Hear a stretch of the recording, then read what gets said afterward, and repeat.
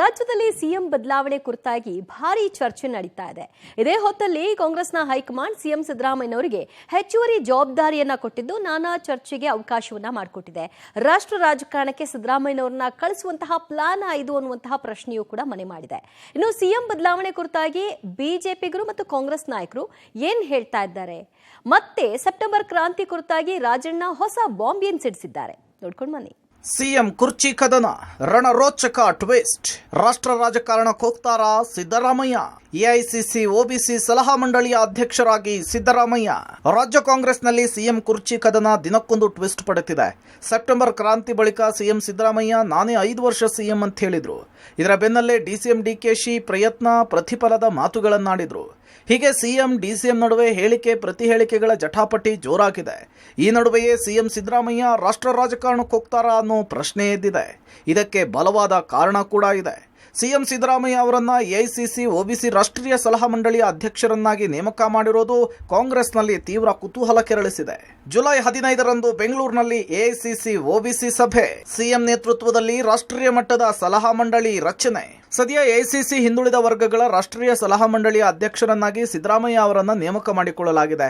ಮಂಡಳಿಯ ಚಟುವಟಿಕೆಗಳನ್ನು ಕರ್ನಾಟಕದಿಂದಲೇ ಆರಂಭಿಸುವುದಕ್ಕೆ ಎಐಸಿಸಿ ನಿರ್ಧರಿಸಿದ್ದು, ಇದೇ ಜುಲೈ 15ರಂದು ಬೆಂಗಳೂರಿನ ಕೆಪಿಸಿಸಿ ಕಚೇರಿಯಲ್ಲಿ ಮೊದಲ ಮೀಟಿಂಗ್ ಹಮ್ಮಿಕೊಳ್ಳಲಾಗಿದೆ.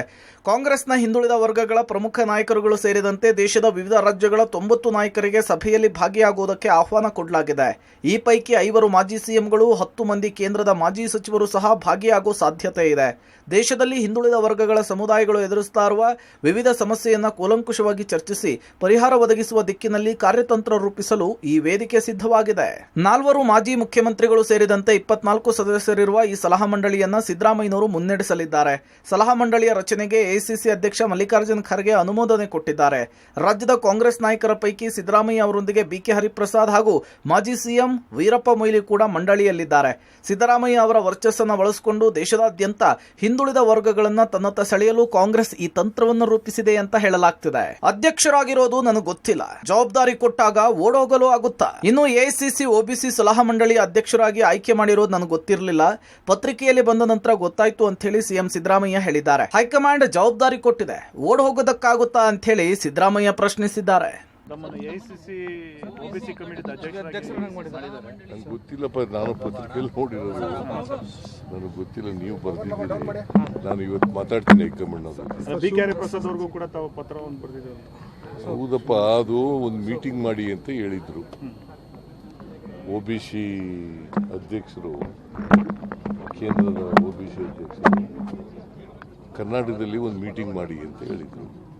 ಆ ಮೀಟಿಂಗ್ನ ನಾನು 15ನೇ ತಾರೀಕಿಗೆ ಅರೇಂಜ್ ಮಾಡಿದ್ದೀನಿ.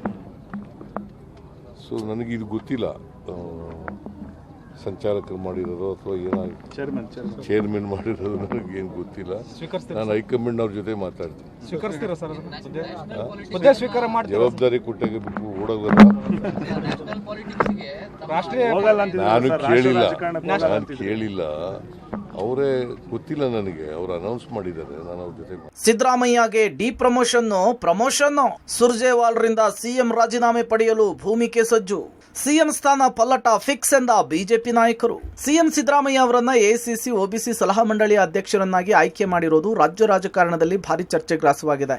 ಸಿಎಂ ಸ್ಥಾನ ಪಲ್ಲಟ ನಿಶ್ಚಿತ. ಸುರ್ಜೇವಾಲ್ರಿಂದ ಸಿಎಂ ರಾಜೀನಾಮೆ ಪಡೆಯಲು ಭೂಮಿಕೆ ಸಜ್ಜಾಗ್ತಿದೆ ಅಂತೇಳಿ ಬಿವೈ ವಿಜಯೇಂದ್ರ ಆರೋಪಿಸಿದ್ದಾರೆ. ಅಧಿಕಾರ ಇಲ್ಲದ ಸಮಿತಿಗೆ ಸಿದ್ದರಾಮಯ್ಯ ಅವರನ್ನು ನೇಮಕ ಮಾಡಿದ್ದಾರೆ. ಇದು ಕರ್ನಾಟಕದ ಮಟ್ಟಿಗೆ ಬಹಳ ಮಹತ್ವದ ಬೆಳವಣಿಗೆ ಅಂತೇಳಿ ಮಾಜಿ ಸಿಎಂ ಬೊಮ್ಮಾಯಿ ಭವಿಷ್ಯ ನುಡಿದಿದ್ದಾರೆ. ಸಿದ್ದರಾಮಯ್ಯ ಹಠಾವೋ ಶುರುವಾಗಿದೆ ಅಂತೇಳಿ ವಿಧಾನ ಪರಿಷತ್ನ ವಿಪಕ್ಷ ನಾಯಕ ಛಲವಾದಿ ನಾರಾಯಣಸ್ವಾಮಿ ಹೇಳಿದ್ದಾರೆ. ಯಾವ ಸಿದ್ದರಾಮಯ್ಯನವರು ಅಹಿಂದ ಹೆಸರು ಹೇಳಿಕೊಂಡು ರಾಜ್ಯದಲ್ಲಿ ಅಧಿಕಾರದ ಚುಕ್ಕಾಣಿ ಹಿಡಿದು ಅದೇ ಅಹಿಂದ ಸಮುದಾಯಗಳು ಅಲ್ಪಸಂಖ್ಯಾತರನ್ನ ಓಲೈಕೆ ಮಾಡೋದು ಬಿಟ್ರೆ ಎಲ್ಲ ಹಿಂದುಳಿದ ಸಮುದಾಯಗಳನ್ನ ಸಂಪೂರ್ಣವಾಗಿ ಮತ್ತಿರ್ತಕ್ಕಂಥ ಸಿದ್ದರಾಮಯ್ಯನವರು ಇವತ್ತು ರಾಷ್ಟ್ರ ಮಟ್ಟದಲ್ಲಿ ಇವತ್ತು ಒಬಿಸಿ ಇದಕ್ಕೆ ಅದನ್ನ ಅಧ್ಯಕ್ಷರಾಗಿತ್ತು ಕಾಂಗ್ರೆಸ್ ಪಕ್ಷದಲ್ಲಿ ಘೋಷಣೆ ಮಾಡಿದ್ದಾರೆ ಅಂತ ಹೇಳಿದ್ರೆ ಮುಖ್ಯಮಂತ್ರಿಗಳ ಸಿದ್ದರಾಮಯ್ಯನವರ ಸ್ಥಾನ ಪಲ್ಲಟ ಆಗ್ತಕ್ಕಂಥದ್ದು ನಿಶ್ಚಿತ. ಅದನ್ನು ಯಾರೂ ಕೂಡ ತಡೆಯೋದಕ್ಕೆ ಸಾಧ್ಯ ಇಲ್ಲ. ಸಿದ್ದರಾಮಯ್ಯ ಅವರಿಗೆ ಡಿಮೋಷನ್ನ ಪ್ರಮೋಷನ್ನ ಎಂಬುದು ಸಿದ್ದರಾಮಯ್ಯ ಅವರು ಹೇಳಬೇಕು. ಕರ್ನಾಟಕದಲ್ಲಿ ಸಾರ್ವತ್ರಿಕವಾಗಿ ನೋಡುವುದು ಒಂದು ರೀತಿಯಲ್ಲಿ ಸಿದ್ದರಾಮಯ್ಯ ಡಿಮೋಷನ್ ಅಂತ. ಯಾವುದೇ ಅಧಿಕಾರ ಇಲ್ಲದಿರುವಂಥ ಒಂದು ಸಲಹಾ ಸಮಿತಿಗೆ ಅಧ್ಯಕ್ಷ ಮಾಡಿ ಸ್ಪಷ್ಟವಾದ ಆದೇಶ ಇಲ್ಲದೆ, ಅದಕ್ಕೆ ಉದ್ದೇಶವೂ ಇಲ್ಲದೆ ಕರ್ನಾಟಕ ರಾಜಕಾರಣದಲ್ಲಿ ಬದಲಾವಣೆ ಆಗುತ್ತೆ ಅನ್ನುವಂಥ ಸೂಚನೆ ಅನ್ನುವಂಥದ್ದು ಇನ್ನಷ್ಟು ಆ ಪ್ರಶ್ನೆಗೆ ಇನ್ನಷ್ಟು ಪುಷ್ಟಿ ಸಿಕ್ಕಿದೆ. ನನಗನ್ನಿಸ್ತಾ ಇದೆ ಕರ್ನಾಟಕ ರಾಜಕಾರಣ ದೃಷ್ಟಿಯಿಂದ ಇದು ಬಹಳ ಮಹತ್ವದ ಬೆಳವಣಿಗೆ ಅಂತ ಅನಿಸ್ತದೆ. ಯಾವಾಗ ರಾಜ್ಯ ರಾಜಕಾರಣಕ್ಕೆ ಮುಖ್ಯಮಂತ್ರಿಗಳಿದ್ದಾಗ ಬದಲಾವಣೆ ಆಗಿದೆ, ಅವರಿಗೆ ರಾಷ್ಟ್ರೀಯಲ್ಲಿ ಏನೋ ಒಂದು ಹುದ್ದೆ ಕೊಟ್ಟಿರುವಂಥದ್ದು ಹಿನ್ನೆಲೆ ಇದೆ. ಹೀಗಾಗಿ ಸಿದ್ದರಾಮಯ್ಯ ಅವರು ಇದನ್ನು ಯಾವ ರೀತಿ ತೆಗೆದುಕೊಳ್ತಾರೆ ಅನ್ನೋದು ಭಾಳ ಮುಖ್ಯ. ನೋಡ್ರಿ, ಸಿದ್ದರಾಮಯ್ಯನವರಿಗೆ ಇಲ್ಲೇ ಸಂಭಾಳಿಸ್ಲಿಕ್ಕೆ ಆಗ್ತಾ ಇಲ್ಲ. ಅವರು ದೇವ್ರು ಒಳ್ಳೇದು ಮಾಡಲಿ. ನನಗನ್ಸೋದು ಸಾವಕಾಶವಾಗಿ ಅವರನ್ನು ನಾವು ನಿಮ್ಮ ರಾಷ್ಟ್ರೀಯ ರಾಜಕಾರಣಕ್ಕೆ ತಗೋತೀವಿ, ನೀವು ಇಲ್ಲಿ ಜಾಗ ಖಾಲಿ ಮಾಡಿ ಬರ್ರಿ, ಆ ರೀತಿಯ ಒಂದು ಉದ್ದೇಶ ಕಾಣ್ತದ. ಬಟ್ ಇಟ್ ಈಸ್ ಈಗ ಸದ್ಯ ಅದ್ರ ಬಗ್ಗೆ ನಾನು ಜಾಸ್ತಿ ಹೇಳಲಿಕ್ಕೆ ಹೋಗೋದಿಲ್ಲ. ಯಾಕಂದ್ರೆ ನನಗಾದ್ರ ಮೇಲ್ನೋಟಕ್ಕೆ ಇದ್ದಕ್ಕಿದ್ದಂಗೆ ಇದನ್ನು ಮಾಡಿದ್ದಾರೆ. ಅವರು ರಾಷ್ಟ್ರೀಯ ಹಿಂದುಳಿದ ವರ್ಗದ ಸಲ್ಲಿನ ಅಧ್ಯಕ್ಷರು ಮಾಡಿ ಅನೇಕ ಮುಖ್ಯಮಂತ್ರಿಗಳು, ಮಾಜಿ ಮುಖ್ಯಮಂತ್ರಿಗಳು ಅವರು ಇವ್ರನ್ನೆಲ್ಲ ಹಾಕಿ ಇವರನ್ನು ಮಾಡ್ಯಾರ. ಯಾಕಂದರೆ ಯಾವುದೇ ಒಬ್ಬ ಸಿಟ್ಟಿಂಗ್ ಮುಖ್ಯಮಂತ್ರಿಗೆ ಇಷ್ಟು ಪ್ರಮಾಣದಲ್ಲಿ ಸಮಯ ಕೊಡಲಿಕ್ಕೆ ಆಗೋದಿಲ್ಲ. ಐದರ್ ಈ ಶುಡ್ ಚೀಫ್ ಮಿನಿಸ್ಟರ್ ಆರ್ ಈ ಶುಡ್ ಬಿ ಇನ್ ಡೆಲ್ಲಿಗೆ ಕರೆಸಿಕೊಳ್ಳುವ ನೆಪದಲ್ಲಿ ಇಲ್ಲಿನಿಂದ 2.5 ವರ್ಷ ಆಗ್ತಾ ಬಂದಿದೆ. ಆಲ್ರೆಡಿ ಅವ್ರಿಗೆ ದಿಲ್ಲಿಯಲ್ಲಿ ಜವಾಬ್ದಾರಿ ಇದೆ, ಅದಕ್ಕೆ ದಿಲ್ಲಿ ಕರೆಸ್ಕೊತಾ ಇದೆ ಅಂತ ಹೇಳುವಂಥ ಒಂದು ಸಂಕೇತವನ್ನು ನಾನು ನೋಡ್ತಾ ಇದ್ದೆ. ಸಿದ್ದರಾಮಯ್ಯ ಹಠಾವೋ ಪ್ರಾರಂಭ ಆಗಿದೆ. ರಾಜ್ಯದಿಂದ ಸಿದ್ದರಾಮಯ್ಯನವರನ್ನ ಹೇಗೆ ಹೊರಗಡೆ ಕಳಿಸಬೇಕು ಅನ್ನೋದು ಪ್ರಾರಂಭ ಆಗಿದೆ. ಇದೇ ರೀತಿ 10-12 ವರ್ಷಗಳ ಹಿಂದೆ, ಹೆಚ್ಚು ಕಡಿಮೆ 15 ವರ್ಷ ಆಗ್ತಾ ಇದೆ, ಖರ್ಗೆ ಅವರನ್ನ ಇಲ್ಲಿಂದ ಹೇಗೆ ಹೊರಗಡೆ ಕಳಿಸಬೇಕು ಅನ್ನೋದು ಗೊತ್ತಿತ್ತು, ಪ್ರಾರಂಭ ಮಾಡಿದ್ರು ಕಾಂಗ್ರೆಸ್ನವರೇ. ಅವರಿಗೆ ಒಂದು ಶೆಡ್ ರೆಡಿ ಆಗಿತ್ತು, ಅಲ್ಲಿ ಶೆಡ್ಗೆ ಕಳಿಸಿದ್ರು. ಮುಖ್ಯಮಂತ್ರಿ ಆಗಬೇಕು ಅಂತಿತ್ತಲ್ಲ ಅವ್ರಿಗೆ ಅವಾಗ. ಈಗ ಸಿದ್ದರಾಮಯ್ಯನವ್ರಿಗೆ ಒಂದು ಶೆಡ್ ರೆಡಿ ಮಾಡ್ತಾವ್ರೆ. ಹೇಳೋದು ಹಿಂದುಳಿದ ವರ್ಗದವರನ್ನ ಒಟ್ಟುಗೂಡಿಸಲಿಕ್ಕೆ ರಾಷ್ಟ್ರ ಮಟ್ಟಕ್ಕೆ ಅವರನ್ನ ಕರ್ಕೊಂಡು ಹೋಗ್ತಿದೀವಿ. ಯಾವುದೇ ಕಾರಣಕ್ಕೂ ಸಿಎಂ ಬದಲಾವಣೆ ಇಲ್ಲ.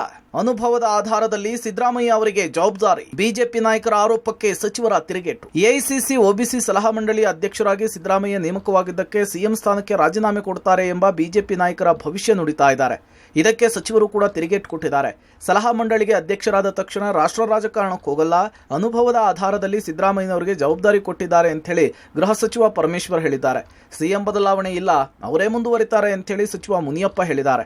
ಇದರ ಮಧ್ಯೆ ಸಚಿವ ರಾಜಣ್ಣ ಸೆಪ್ಟೆಂಬರ್ ಕ್ರಾಂತಿಗೆ ಇನ್ನೂ 2 ತಿಂಗಳಿದೆ, ಅಷ್ಟರಲ್ಲಿಯೇ ದೇಶವನ್ನ ತಲೆ ಕೆಳಗೆ ಮಾಡಬಹುದು ಅಂತ ಹೇಳಿದ್ದಾರೆ. ಚೇರ್ಮನ್ ಮಾಡಿದ್ದಾರೆ ಅಂದಾಕ್ಷಣಕ್ಕೆ ರಾಷ್ಟ್ರ ರಾಜಕಾರಣಕ್ಕೆ ಹೋಗಬೇಕು ಅಂತ ಏನಿಲ್ಲ. ಅವರು ಅನುಭವ ಇದೆ. ಹಿಂದುಳಿದ ಸಮುದಾಯಗಳ ಕ್ಷೇಮಾಭಿವೃದ್ಧಿಗೆ ಅವರು ಮೊದಲಿಂದನೂ ಕೂಡ ಕೆಲಸ ಮಾಡ್ಕೊಂಡು ಬಂದಿದ್ದಾರೆ, ಅನುಭವ ಇದೆ. ಆಮೇಲೆ ಈಗಿರುವಂಥ ನಾಯಕರಲ್ಲಿ ಹೆಚ್ಚು ಈ ವಿಷಯದಲ್ಲಿ ಅನುಭವ ಇರೋದು ಅವರಿಗೆ ಅಂತೇಳಿ ಅದಕ್ಕೆ ಅವ್ರಿಗೆ ಕೊಟ್ಟಿದ್ದಾರೆ, ಜವಾಬ್ದಾರಿ ಕೊಟ್ಟಿದ್ದಾರೆ. ಅವರು ಬರೋದರಲ್ಲಿ ನಮ್ಮದೇನು ಅಭ್ಯಂತರ ಇಲ್ಲ, ಸ್ವಾಗತ ಇದೆ. ಆದರೆ ತೀರ್ಮಾನ ಮಾಡೋರು ಯಾರು? ಅವರೇ ತೀರ್ಮಾನ ಮಾಡಬೇಕು. AICC ಅಧ್ಯಕ್ಷರು ರಾಹುಲ್ ಗಾಂಧಿ ಅವರು ತೀರ್ಮಾನ ತಗೋಬೇಕು. ಅವ್ರು ಬರೋದ್ರಲ್ಲಿ ನಮ್ಮದು ಸ್ವಾಗತ ಇದೆ. ಸೆಪ್ಟೆಂಬರ್ ಆಗಸ್ಟ್ ಅಮ್ಮ, ಆಗಸ್ಟ್ಗೆ ಹೋಗಿ ಜುಲೈ ಬಂದಿದ್ದೀವಿ.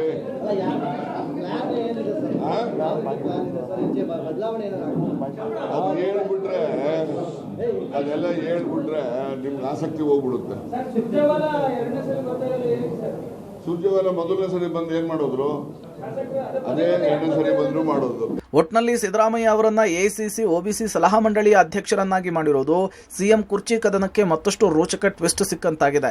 ನಾಳೆ ರಾಜ್ಯ ಕಾಂಗ್ರೆಸ್ನ ಉಸ್ತುವಾರಿ ಸುರ್ಜೇವಾಲಾ ಬೆಂಗಳೂರಿಗೆ ಆಗಮಿಸಿದ್ದು ಈ ಕುರಿತು ಸ್ಪಷ್ಟನೆ ನೀಡುವ ಸಾಧ್ಯತೆ ಇದೆ. News desk, public TV.